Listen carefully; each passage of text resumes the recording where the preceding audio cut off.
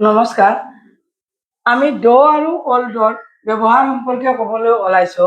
ড old conjunction আমি জানো conjunction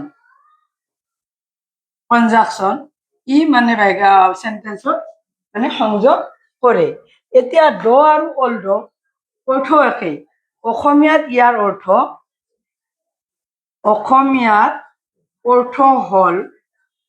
অৰ্থ হল যদিও। এই যদিও শব্দটোৰ কাৰণে অসমীয়া যদিও শব্দটোৰ কাৰণে আমি ড অল্ড ব্যৱহাৰ কৰোঁ। আৰু ড অল্ড আমি ব্যৱহাৰ কৰিলে অৰ্থ একেটাই হয় আৰু যিকোনো এটা ব্যৱহাৰ কৰিলে সেন্টেন্সটো শুদ্ধ হয়। মই এটা উদাহৰণ সহ বুজাব বিচাৰিছো। উদাহৰণস্বৰূপে মানে যেনে এনেকে ক'ব পাৰো, Riyan is poor but he is honest. এই বাক্যটোত আমি কি কৰিব পাৰো, আমি ড ব্যৱহাৰ কৰি দেখুৱাম। 1 নম্বৰ বুলি চিনাক্ত কৰিলো। ড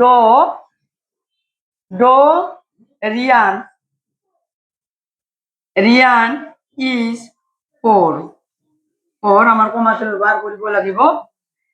he is honest আৰু ড ব্যৱহাৰ কৰিলে আমাৰ এই বা শব্দটোত মানে ওয়াৰ্ডটো ব্যবহাৰ কৰিব নালাগে।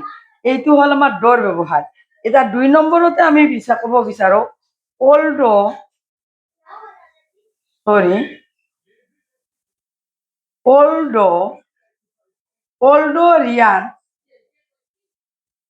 ৰিয়ান is poor ইয়াতে কমাটো আছে।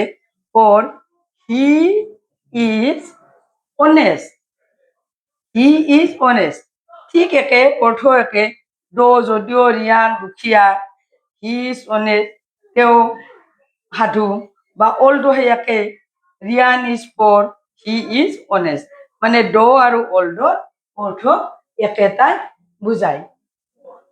গতিকে ড আৰু অল্ড কনজাংচন আৰু ইয়াৰ অৰ্থ অসমীয়াত যদিও বুজায় আৰু আমি একেধৰণে ব্যৱহাৰ কৰিব পাৰো। নাইবা এনেধৰণে আমি আৰু এটা উদাহৰণ দিব পাৰো, দি মেন ইজ ৰিচ। ঠিক এনেধৰণে দি মেন ইজ ৰিচ আগৰ ব্যৱহাৰ কৰিলো। The man is rich he is cruel. এইটো আমি এনেদৰে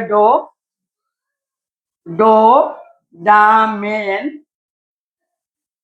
মেন ইজ poor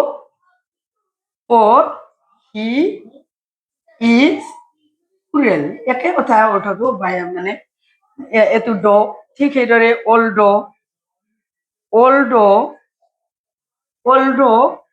দা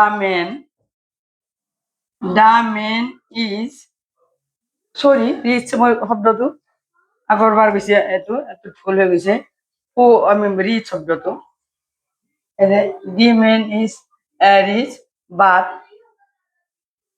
মোৰ লিখাতে ভুল হৈ গৈছে। বাট হি ইজ এনেকুৱা। The man is rich but মই ব্যৱহাৰ কৰা নাছিলো। He is কুৰেল।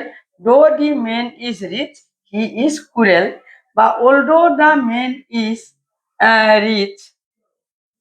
ৰিচ একে, হি ইজ কুৰেল। ঠিক এনেদৰে আমি ড আৰু অল্ড ব্যৱহাৰ কৰি আমি বাক্য ব্যৱহাৰ কৰিব পাৰো। যিকোনো এটা ব্যৱহাৰ কৰিলে বাক্যটো শুদ্ধ হয়। প্ৰতিভা এডুকেশ্যনেল মেটাৰ চেনেলটো প্লিজ সাবস্ক্ৰাইব কৰিব, ভিডিঅ'টোত লাইক দিব, লগতে কমেন্টস দি ভিডিঅ'টো কেনেধৰণৰ হয় মোক জনাব। লগতে শ্বেয়াৰ কৰি মোক ভিডিঅ' বনাবৰ কাৰণে এটা মটিভেশ্যন দিয়ে যেন। আজি আমি আলোচনা কৰিলো কনজাংচন ড আৰু অল্ডৰ ব্যৱহাৰ সম্পৰ্কে। ড আৰু অল্ডৰ একে মানে এটা ব্যৱহাৰ কৰিলে আনটো ব্যৱহাৰ কৰিব নোৱাৰি অৰ্থ একেটাই অসমীয়াত যদিও বুজে নমস্কাৰ আজিলৈ ইমানেই